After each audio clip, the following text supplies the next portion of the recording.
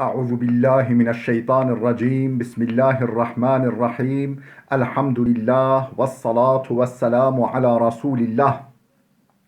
Değerli arkadaşlar, Muhammed Ali Es-Sabuni'nin Et-Tefsirul Vadihul Müyesser adlı eserinden 28. cüzün 16. dersini yapmak üzere birlikteyiz. Geçen dersimizde Tefsiru Suratil Mumtehine veya El-Mumtehane yani Mumtehine suresinin tefsirini işliyorduk. Nerede kalmıştık? 3. ayette kalmıştık. Ne diyor bu ayet-i kerime? Önce bir meal verelim. Ardından tefsirini kitabımızdan arz edelim.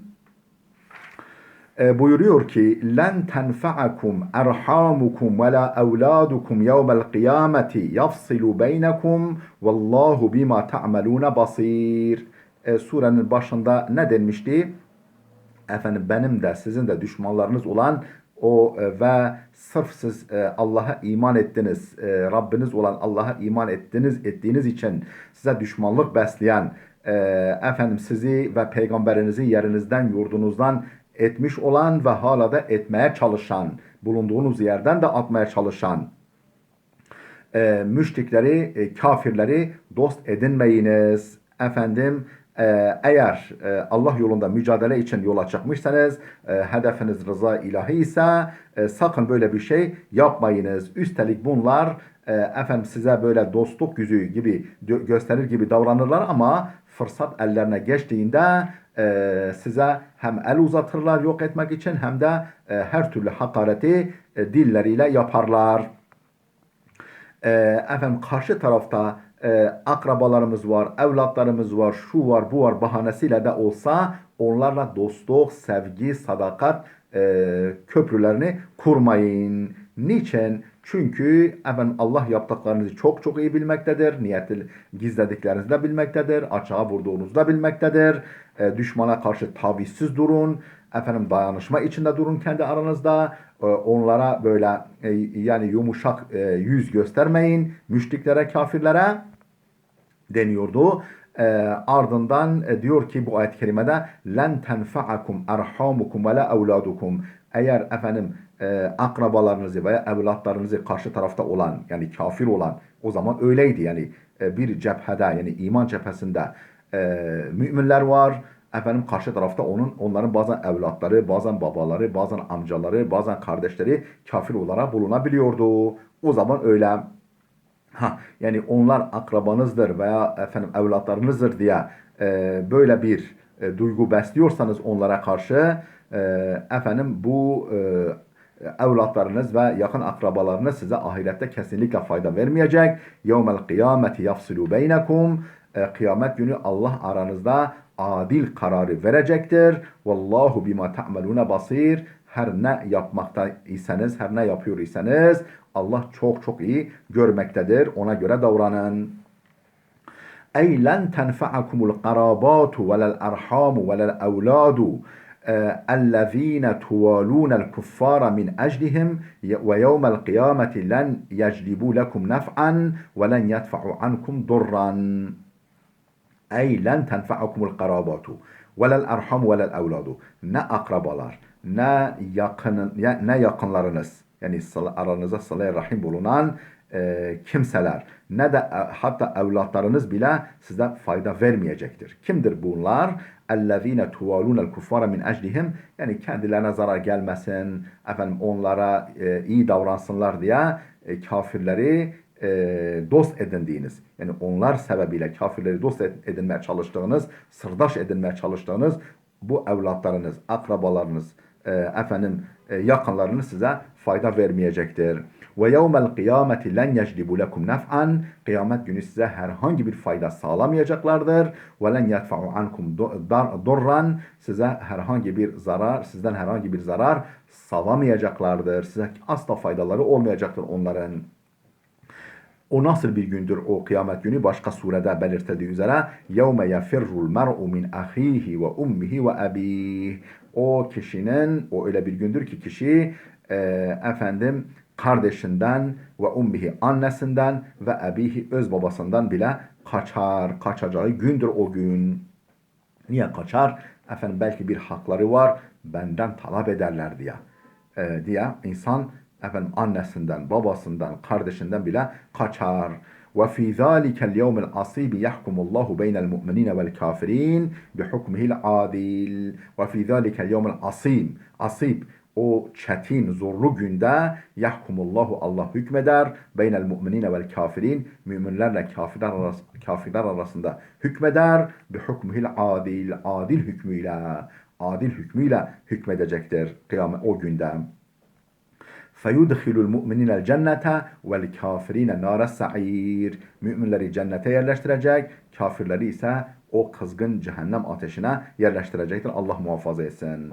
Vallahu bima ta'malun basir. Her ne yapıyor iseniz Allah çok çok iyi görmektedir. Ey muttali'un ala a'malikum ve mucazikum aleyha. Yani yaptıklarınızı, amellerinizi bilmekte, ona muttalidir, ondan haberdardır ve tabi haberdar olmakla yetinmeyecek. Efendim ondan dolayı sizi cezalandıracaktır. Yani hak ettiğiniz karşılığı, amelleriniz kötüyse kötü karşılık, iyi ise iyi karşılığı mutlaka verecektir. Sebebun nuzul. Bu ayet-i kerimenin veya da işte buraya kadar olan ayetlerin nüzul sebebi nedir? Yani hangi vesileyle inmiş, hangi hadise binaen inmiş? Nezelet hâzihil âyâtu fi kıssati Hatib ibn Abi Belta'a kâne minel muhacirin. Bu ayet-i kerimeler Hatib bin Abi Belta'a kıssası yani olayı hakkında. O kişiyle ilgili bir olay olmuş. Onun efendim aktörü bulunduğu bir olay olmuş. O olaya binaen inmiş. Kâne minel muhacirin. Bu Hatib bin Abi Belta'a muhacir Müslümanlardan. Yani Mekke'den Medine'ye hicret etmiş. Bedir Savaşı'na katılmış. Efendim Müslümanlardandı. Vakat şehide gazvete Bedrin. Bedir Savaşı'nda da bulunmuş. Felemma nakadal müşrikûne ahdehu ma'a Rasulillah. Efendim müşriklerin Hazreti Peygamber sallallahu aleyhi ve sellemle Hudeybiye'de imzaladıkları antlaşmayı bozunca müşrikler, Mekke müşrikleri peygamberle olan ahitnamelerini, muahedelerini, sözleşmelerini, antlaşmaları bozunca ve tecehhezer Resulü li fethi Mekke'de Peygamber aleyhisselam da Mekke'yi fethetmek için hazırlık yapınca arsala Hatibu ila ehli Mekke'de efendim Hatib bin Abi Belta'a bir mektup yazdı. Kime? Ehli Mekke. Mekke ahalisine bir mektup yazdı gizliden gizliye. Yuhbiruhum enne Rasule tecehheze li qitalihim. Efendim o mektupta ne yazıyordu? Yuhbiruhum. Onlara haber veriyordu o mektubunda. Enne Rasule Hazreti Peygamber tecehhizu li qitalihim. Tecehheze li qitalihim. Onlarla savaşmak için hazırlık yaptığını onlara alttan alta haber veriyordu o mektubunda. لِيَأْخُذُوا حِذْرَهُمْ Ta ki tedbirlerini alsınlar. وَاَرْسَلَ لَهُمْ رِسَالَةً مَعَ امْرَأَةٍ مُسَافِرَةٍ Efendim yardım toplamak için yani fakir bir kadın görüntüsüyle yardım toplamak için Medine'ye gelmiş bir kadın vasıtasıyla o mektubu gönderdi. Mekke'ye gönderdi. Yani kadın daha ulaşmamış yolda. Ve nezele Cibrilu aleyhisselam yuhbiru rasule bil emr. Cebrail aleyhisselam indi, geldi ve durumu Hazreti Peygamber'e haber verdi. Feba'ather Rasulu Aliyen ve Zübeyre vel Mikdad. Hazreti Peygamber Hazreti Ali'yi, Zübeyir bin Avam'ı ve Hazreti Mikdad'ı gönderdi. Dedi gidin kadını bulun, o mektubu alın. Cebrail haber verdi. Ve kâle lehum. Onlara dedi ki intaliku ila ravdati khâh. Bustanun qaribun minel Medine. Medine'ye yakın bir bahçe olan Ravdatu Khah. Ravdatul Khah. Yani özel isim bir bahçenin adı. Oraya gidin. Fe inne biha za'ineten ey musafireten. Orada bir yolcu kadın var. Ma'aha kitabun. Yanında bir mektup. Fehuzuhu minha. O mektubu ondan alın. Fantalaku musra'ine. Hızla gittiler. Bu üç kişi Hazreti Ali, Zübeyir ve Mikdad Hazretleri gittiler. Hatta etevur ravdata. Efendim Ravzan o bahçenin yanına varınca nihayet oraya vardılar. Vecedul mar'ata kadını orada buldular. Fekalu leha ona dediler ki ahricil kitabe mektubu çıkar. Fekalet kadın dedi ki ma ma'iye kitabun. Yanımda mektup falan yok. İnkar etti. Fekale leha Aliyyun Hazreti Ali dedi ki ona la tuhricennel kitabe ev lenulqiyenne anke thiyab. Lenulqiyenne anke thiyab. Ya mektubu çıkarırsın yahut da seni efendim üstündeki elbiseleri çıkarırız. Yani ararız. Her tarafını ararız. فَاَخْرَجَتْهُ مِنْ دَفَائِرِ شَعْرِهَا Efendim saç büklümleri arasında, örgüleri arasından mektubu çıkardı. فَاَتَوْ بِهِ النَّبِيَّ Onlar mektubu peygambere getirdiler. فَاِذَا بِهِ Baktı ki mektupta, peygamber gördü ki mektupta şöyle yazılıyor. Min hatibin ila nasin minel müşrikine min ehli Mekke. Hatib bin Abi Belta'dan yani gönderen Hatib kime? Efendim ila nasin minel müşrikine min ehli Mekke. Mekke ahalisinden bir takım müşriklere. Yuhbiruhum bi ba'dil emri. Efendim durumun yani bir kısmını peygamberin efendim hazırlıkların bir kısmını onlara haber veriyordu. Fekale lehur rasul Peygamber o Hatib'i çağırdı dedi ki ma hada ya Hatib bu ne ya Hatib fekale ya Resulallah la ta'cel aleyye ya ay Allah'ın Resulü acele etme benim hakkımda acele etme inni lem ekun minel aşireti ben efendim Mekke ahali yani aşiretinden değilim. Yani ben yabancı yani Mekke'de efendim sonradan gelme bir adamım.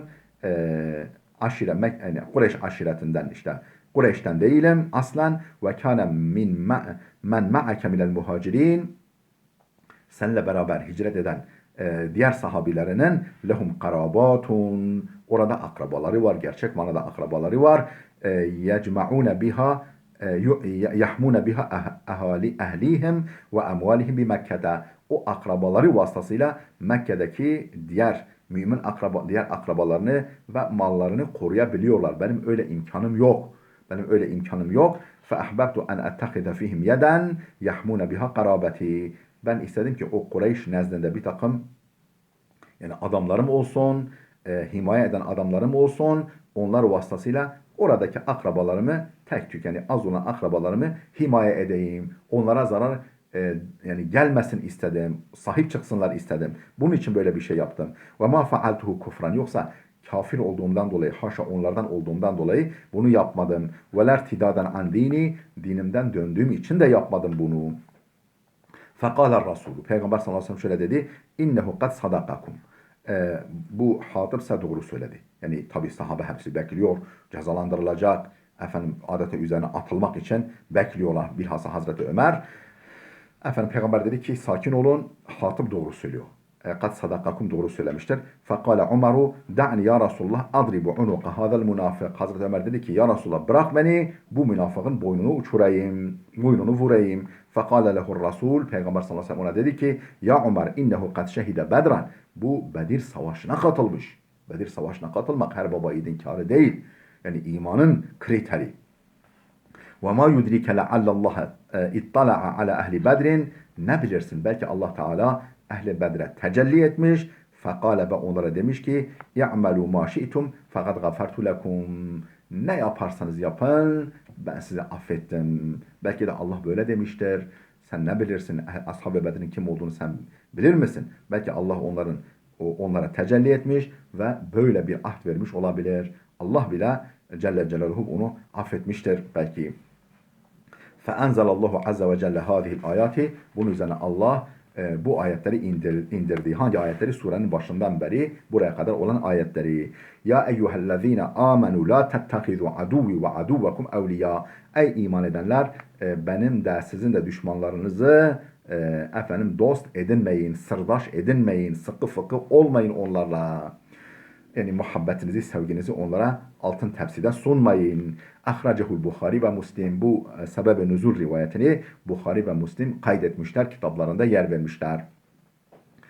Fakat kânet lekum usvetun hasenetun fi İbrahim'e vellezîne ma'ahu iz qâlu liqavmihim inna bura'â'u minkum ve mimma ta'budûne min dûnillah. Şimdi Cenab-ı Hak Celle Celaluhu müminlere Hazreti İbrahim'i ve onun kavmini örnek olarak sunuyor. İbrahim gibi olun. Tavizsiz olun.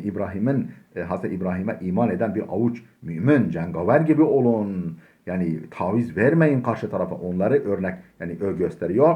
Fakat kad kânet lekum usvetun hasenetun. Sizin için güzel bir örnek vardır. Fi İbrahim'e vellezîne ma'ahu. Hazreti İbrahim'de ve onunla beraber onun yanında yer alan müminlerde. Ne yapmışlar bunlar? Nasıl davranmışlar? İz qâlu li kavmihim. Hani kendi halklarına, kendi kavimlerine demişler, müşrik olan kavimlerine demişlerdi ki inne bura'a'u minkum ve mimma ta'budun. Biz sizden de ve sizin taptıklarınızdan, taptığınız putlardan da beriyiz, uzağız, alakamız yoktur sizinle de, putlarınızla da. Min dunillah. Allah'ı bırakıp da taptığınız, kulluk ettiğiniz putlarınızdan da beriyiz. Ey kad kânet lekum ya ma'şerel mu'minin kudvetun hasenetun fi ebil enbiyai halilirrahman İbrahim aleyhisselam.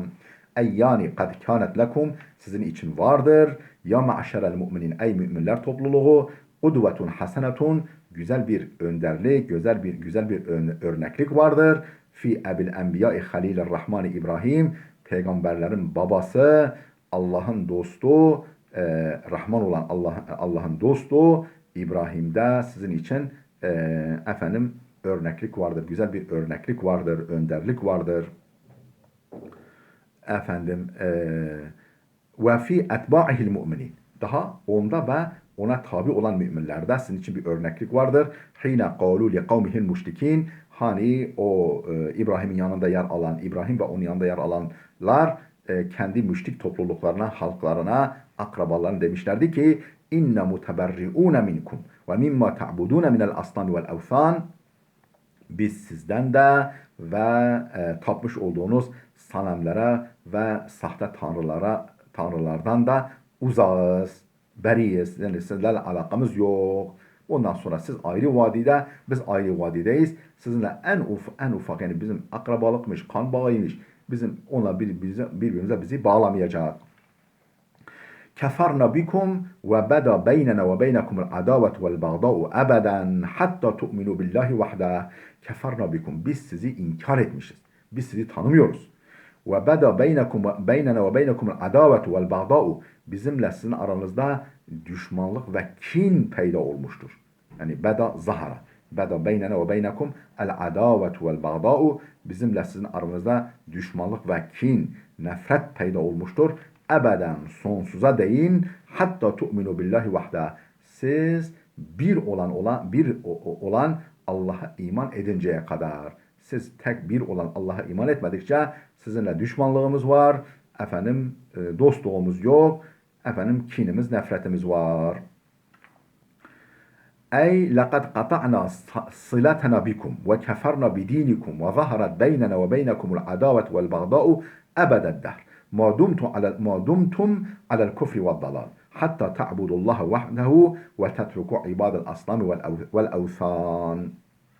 Ey yani لَقَدْ قَطَعْنَا صِلَاتَنَا بِكُمْ. Sizinle bağımızı kopardık.